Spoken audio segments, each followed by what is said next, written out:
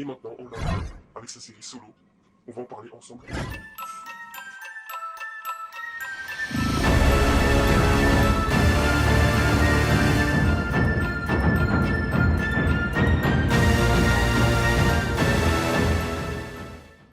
Tout le monde sait si... Ouais, bon, un pseudo de merde, appelez-moi des pulls. On se trouve aujourd'hui, comme dit notre variant, vidéo sur Loki. Et juste avant de commencer, ouais, parce que j'ai une cagoule de merde, j'ose dire que je suis un variant des poules, mais avec une cagoule aussi pétée, voilà, on dirait, attends, j'ai un string au milieu du truc, quoi, c'est vraiment de la merde. Je me cache un peu parce que j'ai pas envie de me dévoiler ma petite tête de connard devant une petite écran, vraiment dans la profondeur, bien détaillée, etc. Analyse, etc. Les personnages, les acteurs, les musiques, surtout les musiques et les beaux plans, analyse, etc. Les couleurs, etc. On va pas non plus être vraiment dans la profondeur parce que sinon on parle 4 heures. Ça va être une masterclass de toute la journée, mais on va quand même prendre des petits points importants. J'ai essayé de sélectionner des choses que peut-être vous n'avez pas vues parce qu'il y a plein de vidéos sur Loki, bien évidemment. Et donc voilà, peut-être qu'il y a des choses que vous n'avez pas vues autre part et que je peux vous donner. Je vous donne ça comme ça, je vous donne ça comme ça. C'est centre. Oui, deuxième cam pour alterner le montage. Ça, c'est une petite caméra, quatrième mur. Voilà, un Deadpool, ça va pas, ça sur quatrième mur. Bon, variant, voilà, variant low cost, on va dire, Deadpool.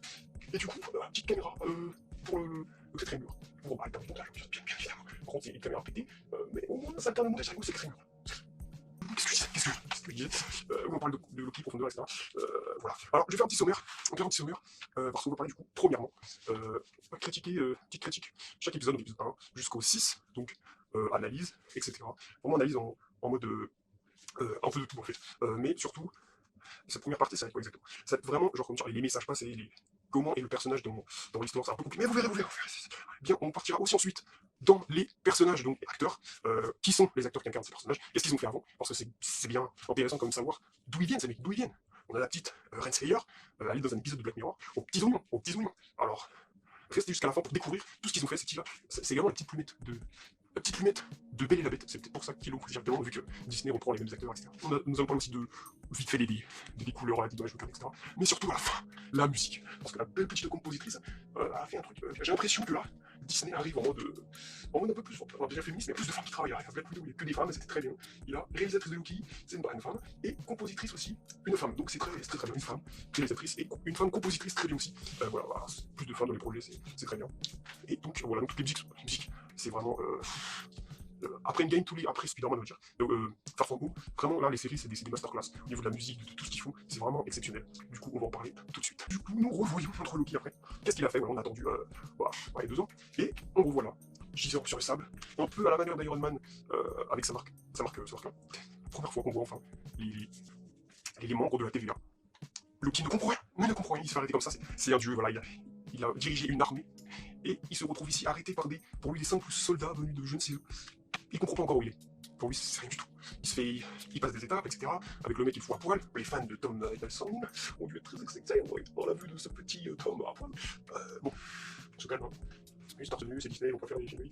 Bref. Qui lui dit, vous passez là parce que il faut vérifier si vous êtes une personne, je crois, un robot ou un truc comme ça. Quand t'as vu toute la série, et que tu entends ça, tu te dis, mais les mecs du temps, c'est des robots. C'est là que c'est trop fort parce que au cinéma, etc. En fait, quand une chose doit se passer, il met un indice toujours avant. Voilà, on peut parler du fabuleux film de Jean Gabin où il dit t'as de beaux yeux, tu sais, le méchant du film à la fin, il va le cuter. Mais on sait déjà à l'avance qu'il va le cuter. Pourquoi? Parce que il y a un insert sur couteau. Un insert, c'est un petit plan sur un objet, etc. Il y a un insert sur couteau. Et là, pour expliquer, on va dire que cet objet, cette chose, va être important pour la suite. Et là, c'est un peu pareil. Il glisse des petits indices. Là, ce robot, pour moi, ça veut dire ça. TVA veut dire le tribunal des variations anachroniques. Mais le tribunal des variations anachroniques, c'est la première fois qu'on entend ça. Parce que dans les comics, c'est pas du tout ça. Ça veut dire autre chose.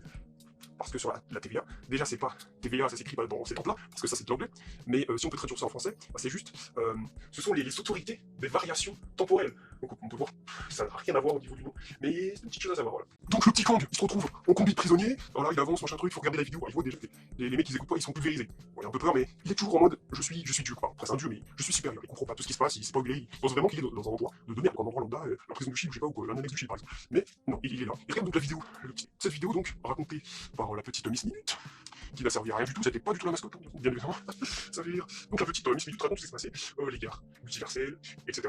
Et ça, justement, on en parle dans le dernier épisode. Il emploie un mot, donc on voit vraiment que c'est bien, parce que dans tout il est tort, il y avait un langage particulier parce qu'ils sont, comment dire, ils sont encore au Moyen-Âge, mais un peu futuriste, c'est Moyen-Âge futuriste, on va dire, parce qu'ils sont quand même des vaisseaux, etc. Mais leur langage est toujours somptueux, comme à l'époque. Et là, il emploie le mot, il dit, mais qu'est-ce que c'est que ces Belvazei, qu'est-ce que c'est que ces Bulvesei. Voilà, donc au moins on apprend des mots, on regarde, on se retrouve dans le bureau, et on voit donc pour la première fois notre très cher Renslayer, Ravonna, comme dit Kang dans les autres programmes, les jeux vidéo, etc. C'est sa petite Ravonna, sa petite chérie à Kang. Mais là, du coup, c'est qu'une simple, comment dire, simple juge, on va dire. Et donc, il se retrouve en face de elle. Mais pour lui, c'est n'importe quoi. Il y voit en plus, depuis la vidéo, il a vu que, une petite vidéo de Miss Minute, il a vu que les maîtres du temps, c'est eux qui dirigeaient ça. Donc, il lui dit, la petite Renslayer, mettez-moi en face de ces cerbères, encore un mot à l'ancienne, on va dire, petit mot à l'ancienne. Mais voilà, il est en face de Ravonna, et elle lui dit, est-ce que vous êtes coupable, est-ce que vous êtes coupable. Mais lui, depuis le début, il comprend rien, il sait pas où il est. Il ne croit pas tout ça, et il ne sait pas ce qui se passe, en fait. Il ne croit pas tout ça, il sait pas ce qui se passe, c'est surtout que ça lui passe au-dessus, en fait. C'est le dieu, c'est encore un dieu, le dieu de la malice, etc. Il pense que tout ça, excusez mon langage, je suis un Deadpool, mais c'est des conneries, voilà, c'est des conneries. Et il voit pas encore le vrai potentiel de la TVA. Et donc il en prend conscience lorsqu'il essaye d'utiliser ses pouvoirs. Il voit que ça marche pas. Déjà, première chose, il voit que c'est fou ce qui se passe là-dedans. La deuxième chose, plus importante, on verra ça juste après. Un moment, donc Mobius, il va l'engager, il va le faire venir avec lui, c'est là qu'il va commencer une petite amitié entre eux. Donc ils vont partir, et il va le faire un peu visiter le quartier, et mais du coup, Loki va se dire, mais c'est un cauchemar. Et là, je sais pas si beaucoup de gens l'ont remarqué, mais vous savez, à un moment, il parle de vampire, etc. On dit, oh, c'est l'annonce de Blade. Mais là, qu'est-ce qui se passe? Qu'est-ce qui se passe? Quand Loki dit, ouais, ici c'est un cauchemar, Mobius il dit, ah non, ça c'est un autre département. C'est un autre département. C'est-à-dire quoi? Dans Loki, ça annonce que les vampires, etc.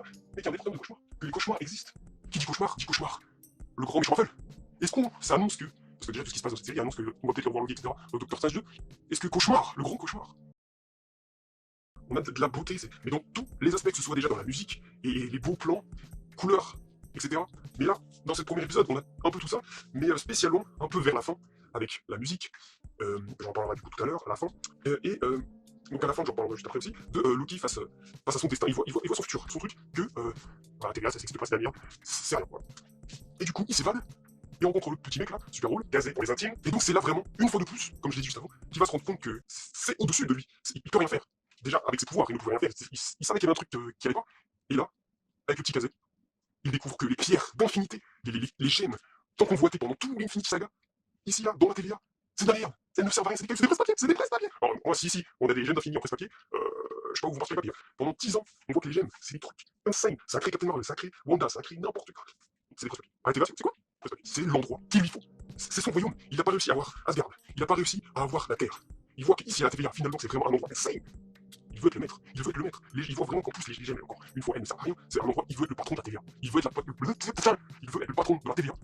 Raison de plus pour voir Cerbère, le gardien du temps. Il apprend déjà ça, ça lui fait un choc de ouf. Il rentre à la maison, dans le bureau, notre cher Mobius, qui lui a montré un peu son passé, voilà, tout ce qui s'est passé, sa pauvre mère. C'est là qu'on voit que c'est toujours. Car il voit sa fin, la fin de sa mère. On pensait que Loki, le dieu de la malice, il s'en fout de tout le monde, il veut tuer tout le monde. Il n'aime personne. Et on peut quand même voir qu'il aime son frère, malgré tout, après tous les films. Là, c'est pas le même Loki, les timelines qu'on a connus. Mais on se doute quand même qu'il aime son frère. Avec les jeux qu'on a pu voir, par exemple, dans l'avion, quand il interprétait, je ne sais plus comment il s'appelle, monsieur machin truc, là, de l'avion, avec les lunettes. Et là, sa mère, c'est elle qui lui a appris les sorts, etc. On voit que finalement, il aime sa famille. S'il était plus, comment dire, s'il était plus aimé, peut-être qu'il ne serait pas méchant. On peut même dire que s'il n'avait pas connu Thor, Odin, Frigga, peut-être qu'il ne serait pas devenu le Loki de maintenant. Car on peut un peu comparer avec le Loki de What If. Loki What If, le gros personnage bleu, fils de Lofei. C'est un What If où Odin avait rendu le bébé à Lofei, donc Loki bébé. Et donc tout s'est bien passé. Et donc, dans la timeline du variant Loki de la série Loki, comme dans notre MCU, lui a grandi avec Thor. Mais vu que Thor, déjà tout seul, ouais, c'est le fils préféré, mais là en plus avec Loki, c'est toujours le fils préféré. C'est un enfant qui manque d'ascension, qui manque d'amour. Et donc, c'est sûrement pour cela qu'il est devenu le Loki qu'il est devenu. Il avait plus besoin d'attention et d'être le maître. Par exemple, de la Terre dans Avengers, quand il demande à tout le monde de s'agenouiller devant lui, il a besoin d'attention. Et donc là, on peut voir avec Mobius qui a réussi à utiliser les bons mots, et bah, l'image, bien sûr, on comprend que c'est juste ça. C'est un personnage qui a juste besoin d'amour. C'est beau. Bonjour. Ça m'émeut. C'est beau, voilà, encore la beauté. Moi, franchement, c'est une des meilleures séries, même avec les autres. Parce que, avec une série, c'est vrai, on prend plus le temps d'écrire un personnage, mais même sans ça, on peut faire une série avec 20 épisodes et les personnages peuvent être toujours pas bien travaillés, on s'en fout. Là, c'est très bien fait. Et là, on voit vraiment, on a les émotions, on comprend mieux Loki, entre guillemets, et on apprécie mieux Loki pour ceux qui n'aimaient pas, car beaucoup de gens l'aiment, Loki. Moi, je ne l'aime pas du tout, mais maintenant, si. On voit les agents de la TVA qui sont sur les traces de la personne à la capuche, donc on peut voir Loki. On peut voir que les mecs là, ils ont des armes un peu futuristes. Ça, c'est sympathique parce que voilà, on se dit, oui, bon, ils voyagent dans le temps, oui, bon, bref. Mais ces armes là, c'est un peu kiffant pour moi, pourquoi je vais vous expliquer. Voyage dans le temps, etc., pour armes futuristes, mais on est un peu en avant-goût, je pense, des armes que pourrait avoir Kang. Car le petit Kang, lui, c'est un mec du futur. Il a tellement de pouvoir en étant juste humain, mais il a tellement de technologie sur lui que c'est complètement insane. Il a des armes de malade, et des armes qui ressemblent un peu à celle-là. Et peut-être que c'est un avant-goût aux armes qu'on pourrait avoir pour Kang, et du coup dans Ant-Man 3. Et voilà. Après on voit la petite personne à la capuche, voilà, un peu vénère, c'est sympa. Dans Loki, on est un peu vénère comme dans Falcon et le Soldat d'hiver, c'est vrai que ça commence à être plus énervé, un peu plus violent, entre guillemets à la Daredevil, etc. Mais bon, c'est juste 10%, parce que vu que c'est quand même Disney, on va faire attention. Ouais.